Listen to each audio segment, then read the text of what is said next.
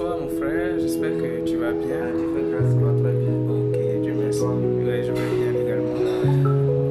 J'ai appris que tu es spécialisé en histoire du droit, master, et c'est tellement intéressant d'entendre ça. C'est la première fois que je découvre qu'il y a histoire du droit et qu'il y a une spécialité en master. Donc je voudrais savoir, en histoire du droit, qu'est-ce qu'on fait?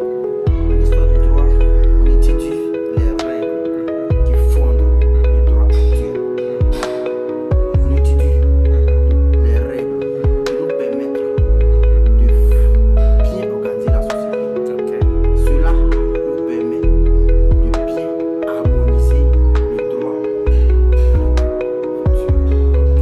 Très bien. Et c'est une belle explication, une belle synthèse du contenu même de l'histoire du droit. J'aimerais savoir, est-ce que tu as quelques infos à nous partager, surtout au niveau du peuple baoulé? Un temps, tu nous parlais du peuple baoulé, de l'avènement du peuple baoulé. Mais ici, comme tu es dans le domaine de l'histoire du droit, je voudrais savoir, en droit coutumier baoulé, oui, ici il y a lieu de le dire, est-ce qu'il y a des choses spécifiques, des choses particulières que tout citoyen lambda en Côte d'Ivoire devrait savoir à propos de l'organisation politique des baoulés en Côte d'Ivoire? Merci, monsieur Michel.